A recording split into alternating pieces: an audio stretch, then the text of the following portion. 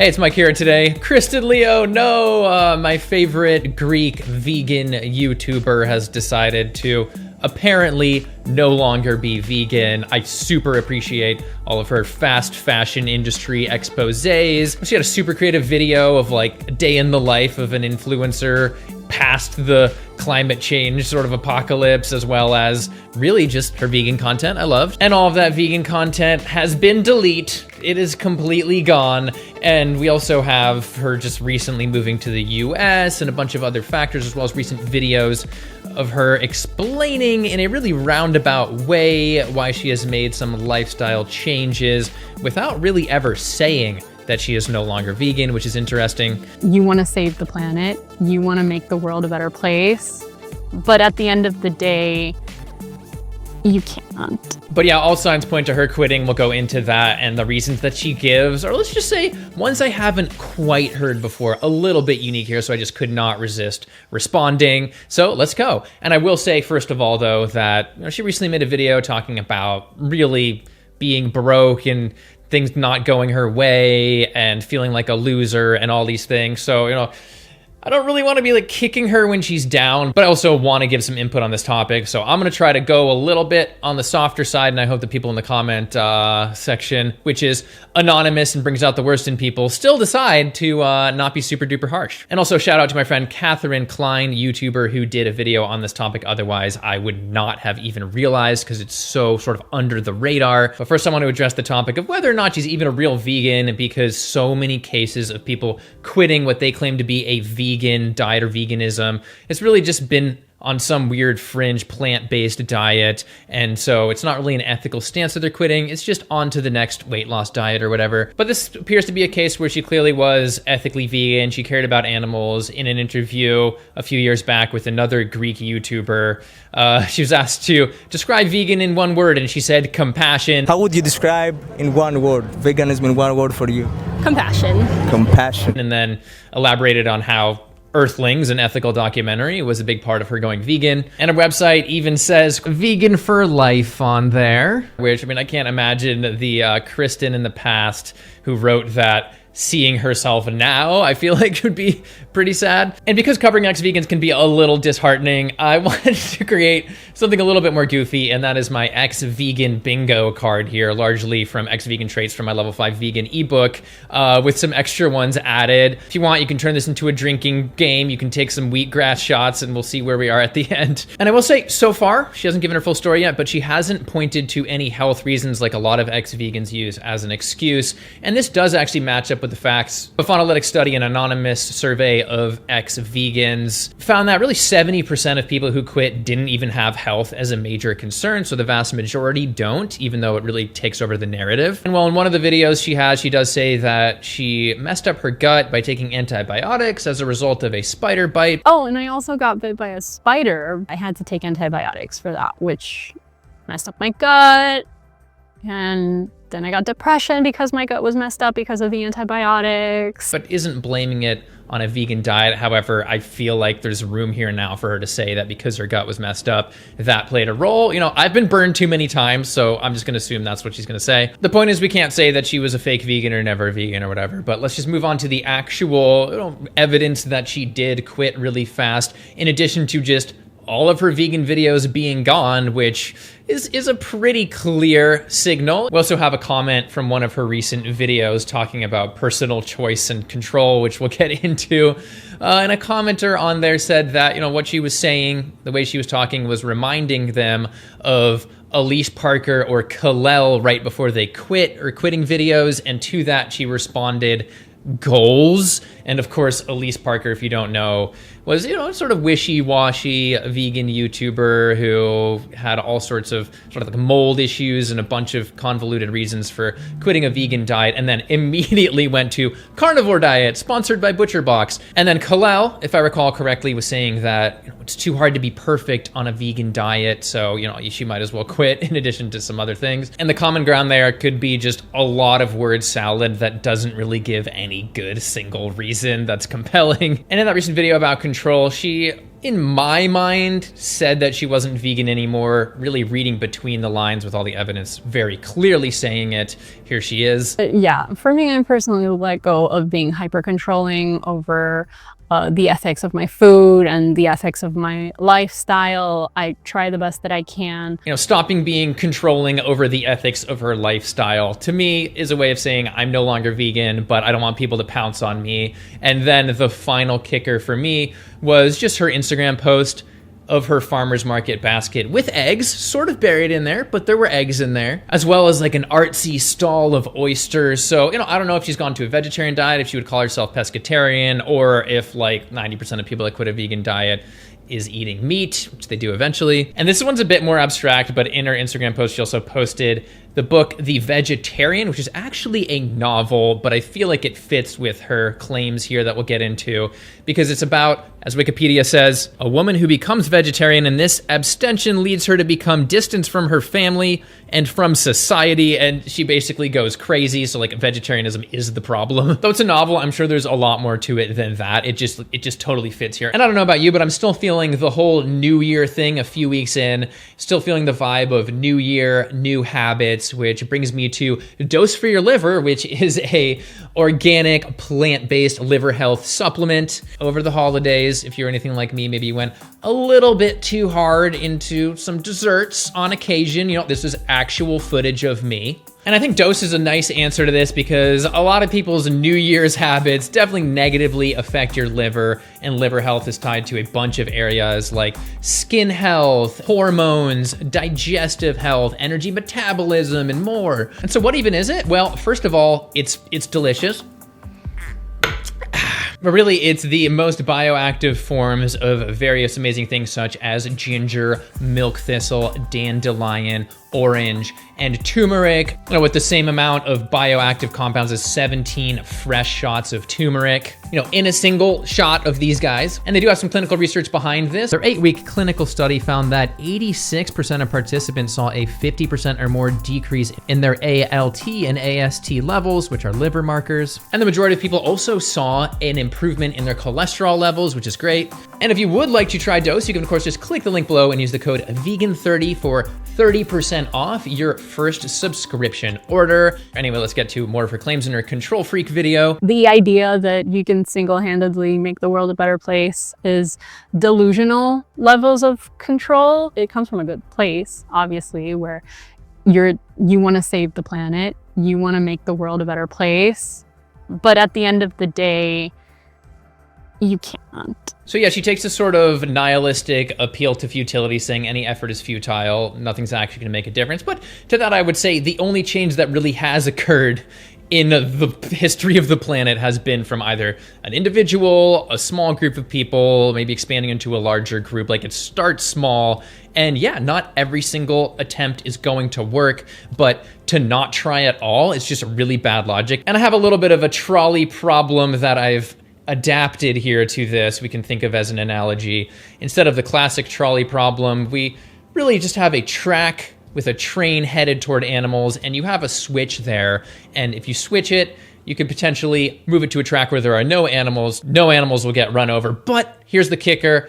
That switch might be broken. It might not work. Well, are you gonna still try to flip that switch to save the animals? Yes. But she's essentially saying, no, I'd rather not try because the switch might not work or whatever. We might not actually have an effect anyway. She continues. All you have control over is your own life, and that's partially.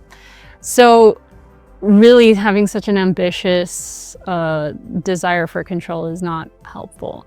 And it also contributes to an unstable psyche. Yeah, so it must just feel really good to be able to unplug from bad things happening and trying to stop bad things in the world. I can understand that, but this really gives me Cypher from the Matrix vibes. And for those that haven't seen it or don't remember, Cypher is the guy who's like, hey, being unplugged and outside of the Matrix actually kind of sucks. Like, this is a worse world to live in. Like, my quality of life is lower. So he works with Mr. Smith, the agent, to actually plug himself back into the Matrix and you see him eating like a steak dinner, and it's just such a perfect analogy there. And while I'm sure she's also talking about general products like fashion products, etc., we're also talking about diet here, and it just seems like after, I don't know how long she's been vegan, it's got to be around 8 years or so, that being vegan would be relatively easy and natural for her at this point. Yeah, you still have to think about it, but it's sort of along the lines of how you have to think and put a little bit of effort into not running over people while you're driving, like not hitting pedestrians. Like, yeah, it's something you have to do, something you have to think about, something that takes up space in your brain, but it doesn't have to lead to an unstable psyche. You can sort of just have a balanced level of empathy and make decisions that way and not be completely overwhelmed, I believe. And then just to take a completely different dark angle here and say that, yeah, there are a lot of people who have had unstable psyches that have made incredible differences in the world, or they even overcame that, but they were suffering because they cared so much. A perfect example is inventor Buckminster Fuller created a bunch of awesome things like the geodesic dome, sort of re-envisioned life for humanity. And he was actually gonna unalive himself because he was so sad, but he decided to really just kill his ego and then dedicate himself to humanity. And then, because of that, he had a more stable psyche, I guess. Every time something up happens in the world, you're in the throes of depression because you failed the world. It was your job to end poverty in like Bangladesh for garment workers. I think it's good to be informed. I think it's good to know what are we supporting financially and what are the consequences that all of these things are having on the environment, on people, on animals. And I think it's good to be educated on how the supply chain works. It's good to know our food supply system. Knowledge is good. And this is sort of the beginning of a few contradictions. Oh, it's good to know about these things and learn about these things, but for me, it's just too much control over my life to actually make any behavioral change about it. And this is where I think a good solution here is to really make intentional behavioral changes to prevent being overwhelmed and really prevent yourself from being burnt out, which is something that I have emphasized a lot. That's why I don't make more content than I do. It's good to just take days away from the global news or days off social media every week. Learn some stress management technique like meditation or yoga. For me, it's hard drugs. I'm totally joking.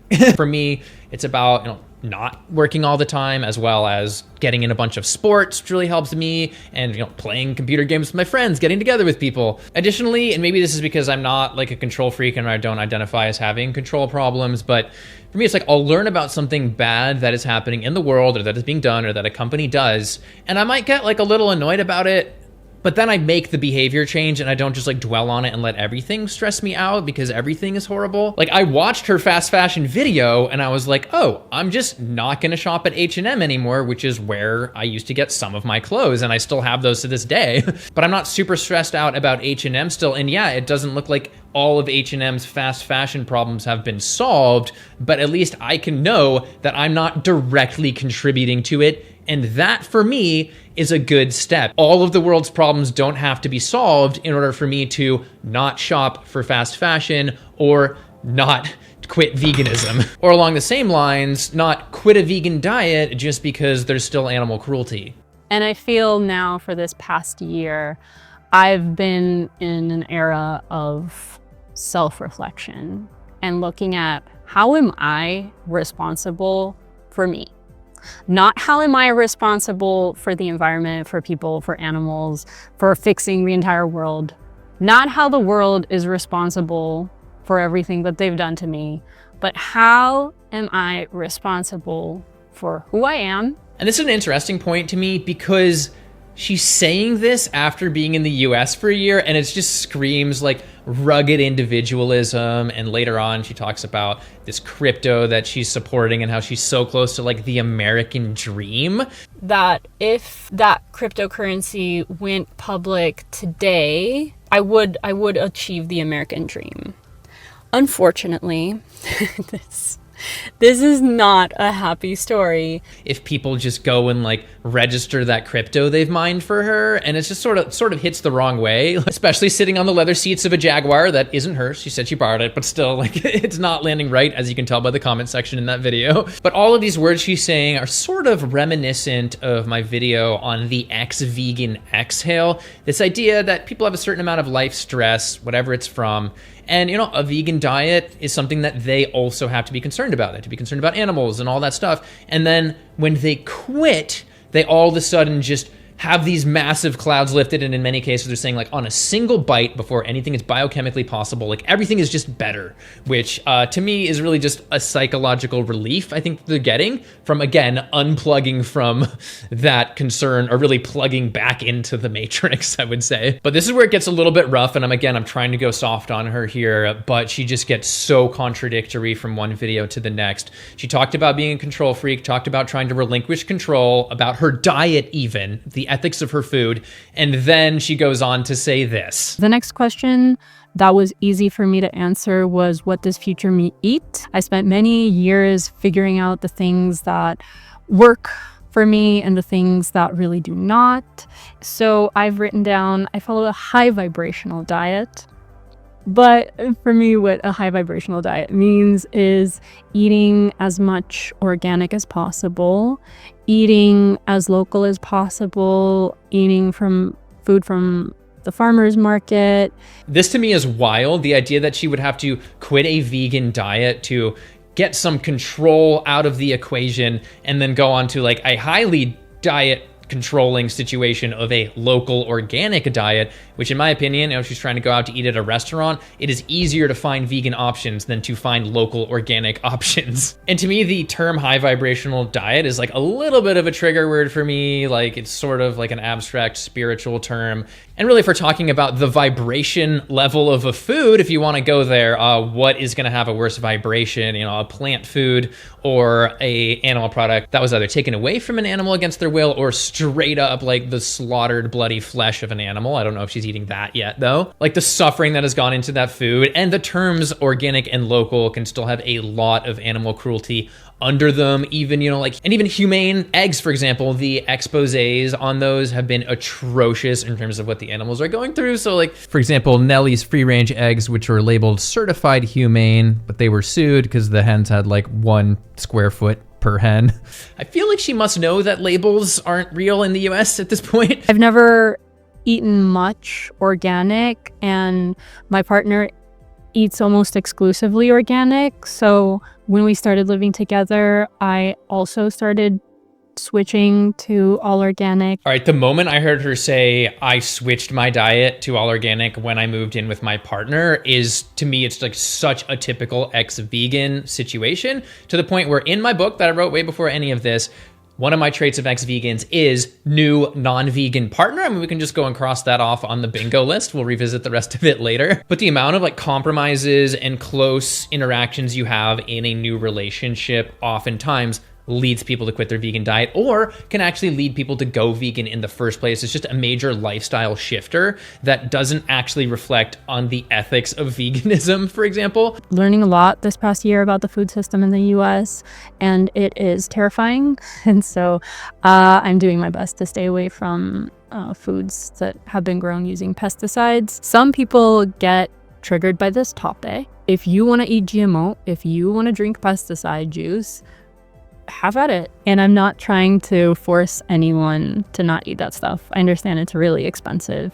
And I also think that the pesticide fear is a little overblown in the US, especially for these whole plant foods. I'm going to do a whole video on organic versus non-organic in the future, but comparing some pesticide residue, which by the time it actually reaches the produce section is very low compared to directly consuming an animal product like eggs with all the cholesterol in there, which can lead to atherosclerosis and heart disease, or leading killer. Like, well, there are outlier products that have high levels of pesticides. A lot of times the reports are in like parts per billion, which is, not really clinically relevant. But then the vast majority of actual pesticide residue on non-organic food is, again, really low. Yeah, from the USDA's 2023 analysis of pesticides in the US food supply, looking at a ton of different foods, more than 99% of samples contain pesticide residue levels below the EPA cutoffs, with actually about 40% showing no detectable residue. But we're often talking like 1,000 times lower than the safe limit that has been set. And I know people might be like, is that really the safe limit, or is that what the chemical companies want? And I think it's understandable to have those concerns with like the marriage of corporations and the government. But if it is scaring you away from eating whole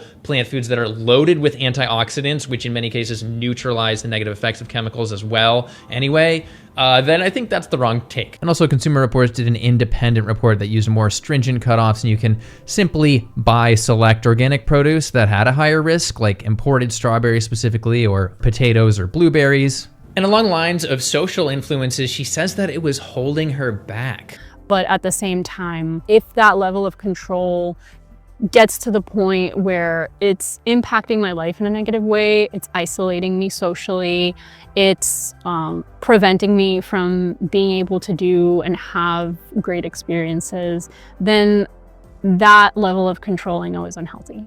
And I stay away from it now. Yeah, isolating her socially and keeping her from having great experiences. She doesn't specify whether this is the dietary stuff or the other like boycotting that she was doing. But to me, this just reflects what was likely a situation where her partner was like, hey, we're gonna go to eat some Korean barbecue with a bunch of friends or go to this steakhouse or whatever. But you know, there's not really any vegan options. And a lot of times people will just go anyway instead of finding a new restaurant. And so maybe she missed that great experience at the steakhouse or felt like she did. And that's just an example of what could have happened. Totally speculative. But to me, it's like, there are so many places with vegan options, you know, especially in the places that she's lived, like New York, and now she's in LA. There are so many vegan options that if your friends or partner aren't willing to eat at a place with even like meager vegan options, then they probably just aren't really your friends or good people. And even then, if you feel like it's such a great experience and you have to go, just like eat something beforehand. I know that's kind of inconvenient, but I feel like it's worth it to stick to your morals. Again, it's kind of like not hitting people on the road when you're driving. I guess she was in Florida for a bit. Yeah, the state that literally bans cultured meat. But even then, it's pretty easy to get vegan options in my experience. And then I met my partner in New York and then moved to Florida, of all places. I don't even know how we've ended up here. I don't know. And then moving to Greece for the summer. And for another analogy, in a culture where eating dogs might be acceptable to a large portion of the population, I mean, imagine if your friends are like, we're going to the dog steak house, you should come. I know you stopped eating dogs, but like, come on, we're gonna have a great time. You should really come. And being like, oh, I guess I'll just eat dogs again because I wanna hang out with my friends and have experiences. Like, I don't know. See, that doesn't seem right. So if I was a betting man, I would bet that she had really this lifestyle change as a result of moving in with her partner and then was sort of justifying it after the fact and now is giving us these weird ethical reasons that don't really make sense or just like excuses to ignore ethics, I should say. And we see this over and over again, these post hoc or after the fact explanations, because frankly, if she really was concerned about control of her diet, she wouldn't be shifting to a highly controlled organic local diet as she's quitting a vegan diet that happens to be the same diet that her partner eats. I don't know. And in her Control Freak Rehab video, she talks about really boycotting and how boycotting doesn't work. This is really the same point. Put differently, I think if you want to boycott companies, that's great. I think if you want to cut out plastic, that's great. If you want to do things to make the world a better place, that is great. But also there has to be an understanding, I think, that us implementing any changes in our life will not necessarily make the world a better place, and it will not necessarily make anything better, but it's good to feel good, you know, and when you do good things, you feel good, and that's good enough. But I will just say there are several examples throughout history in which a boycott led to some change, whether we're talking about the Montgomery bus boycott, where boycotting the buses helped initiate desegregation. And in her area, we have the Nike sweatshop boycott, which did lead to improved conditions. Obviously, it didn't solve the whole issue, but that was huge. You know, Chick-fil-A boycott led the company to divest from anti-LGBTQ organizations. And of course, with the Ukraine war, Russian boycotts have had a big impact on brands like vodka brands and other retailers. So will things change by stopping the purchase of products? Well, I know one thing, they certainly will not change if you keep giving these products your dollars. In the end, I get that doing your part to try and improve the world can have a mental burden. It can be frustrating. It can be annoying when things don't actually improve or we don't see it improve overnight and on and on. But that as an excuse to not be vegan, especially when coupled with the idea of relinquishing control over the ethics of her diet, while simultaneously exercising a bunch more control in the form of organic, local, blah-de-blah, high vibrational food, doesn't make sense. And because it doesn't make sense, that leads me to conclude that it's just a after the fact explanation of why she did what she has done, which is really just a lifestyle change because she moved in with a new partner. Again, I really wish that she had actually come out and said, hey, I'm no longer vegan because of this and this and this, and really given us some meat, no longer vegan meat to respond to. But yeah, let's go ahead and take a look at this vegan bingo card and see what she has crossed out. Well, obviously we have influencer in the middle. That's the gimme one. And I will say, it appears that she just knocks out the whole social column. We haven't really heard that much of her story, so maybe there would be more. But yeah, new non-vegan partner. Diet trend follower, really, because eating high vibe, local, organic food is a diet trend, I would have to say. It was too hard to eat socially, absolutely, something that she implied. And shifting politics, I checked that off, even though I didn't really talk about it, because I do believe that moving to the US, she's had a shift in politics. She talked about, at one point, how she was like too woke in the past, talking about all of these other issues. And so, in my opinion, big shift in politics. And then another one here is just that she hid quitting veganism off in the ethics column because she hasn't said that she isn't vegan despite having clear signs that she has quit. She's not quite Ravana level where she gets caught with like the salmon in front of her on camera trying to hide it. And I would also go ahead and cross out the animals die anyway appeal to futility in the ethics column, because she's kind of implying that by saying, I don't have any control over the ethics of what I eat. Therefore, animals are dying anyway, so there's nothing I can do about it. I would also say it was too hard to find vegan food was implied here, because she was saying, that was keeping her from having new experiences, etc., socially isolating her. So that one's got to be knocked off, right? And then we have focus on dietary purity, which is funny to me because it's not something that I really saw with her on a vegan diet. I didn't look that closely in the past at what she ate. It was more of like just the good information that she was putting out, the creative videos and on and on. But now, absolutely, she's having a focus of an all organic only diet, which in my opinion is too pure, because even if you are worried about pesticides, there are non-organic foods that there's absolutely no reason you can think that there's a pesticide. Like if you have an orange and you peel that orange, you take that like 1/4 of an inch thick skin off, like you're not gonna be soaking your body in pesticides. We also didn't get into it, but spiritual decision-making, absolutely. If she's eating high vibrational foods, she's also really into astrology and all these things, it appears.